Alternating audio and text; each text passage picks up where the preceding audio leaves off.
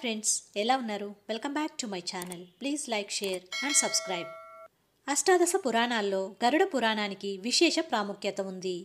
గరుడ పురాణానికి శ్రీ మహావిష్ణువు అధిపతి. ఇందులో మానవ జీవితం గురించి మాత్రమే కాదు, మరణం అనంతరం జీవి ప్రయాణం గురించి కూడా వివరంగా వివరించారు. ఇందులో దహన సంస్కార ప్రక్రియ, నమ్మకం ముఖ్యమైన అంశాలను వివరించారు. మరణం తర్వాత మృతదేహాన్ని ఒంటరిగా ఎందుకు వదిలివేయకూడదు, అంత్యక్రియలు తర్వాత వెనక్కి ఎందుకు తిరిగి చూడకూడదో వివరించింది. గరుడ పురాణం జననం నుంచి మరణం వరకు 16 ఆచారాల గురించి వివరంగా వివరించింది. ఇందులో 16వ అంతిమ కర్మలు, దహన సంస్కారాలు, అంత్యక్రియల కోసం అనేక రకాల నియమాలు పేర్కొన్నాయి. ఈ పురాణాన్ని మహర్షి వేదవ్యాసుడు రచించాడు.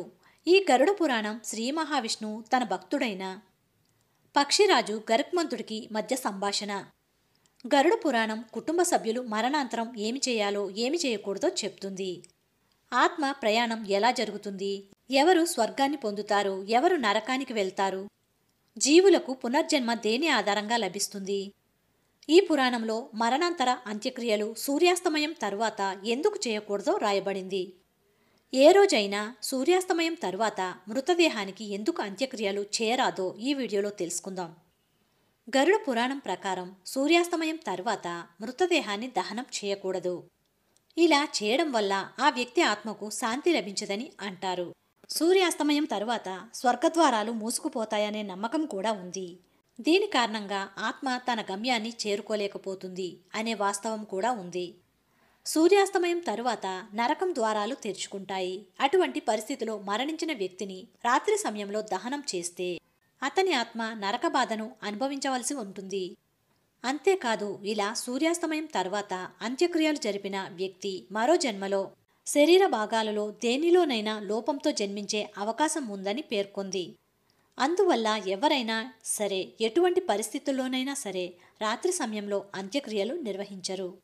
ఇక దహన సంస్కారాలు ఎవరు చేయవచ్చు అంటే, గరుడ పురాణం ప్రకారం మరణించిన వ్యక్తి మృతదేహాన్ని సూర్యోదయం వరకు నేలపైనే ఉంచాలి. ఉదయం అతని అంత్యక్రియలు తగిన ఆచారాలతో నిర్వహించాలి. ఈ అంత్యక్రియలను తండ్రి, కొడుకు, సోదరుడు, మనవడు లేదా కుటుంబంలోని ఏ పురుష సభ్యులైనా చేయవచ్చు.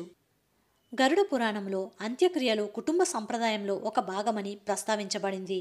అందువల్ల జీవితాంతం వంశపారంపర్యంగా సంబంధం కలిగి ఉన్నవారికి మాత్రమే దహన సంస్కారాలు చేసే హక్కు ఇవ్వబడింది. ఇప్పుడు చాలామందికి ఈ డౌట్ క్లియర్ అయ్యింది అనుకుంటాను. సూర్యాస్తమయం తర్వాత అంత్యక్రియలు నిర్వహిస్తే ఆత్మ పరిస్థితి ఏమిటి అనేది. నెక్స్ట్ వీడియోతో మళ్ళీ కలుద్దాం. Until that take care. By by. Thank you for watching. Please like, share and subscribe.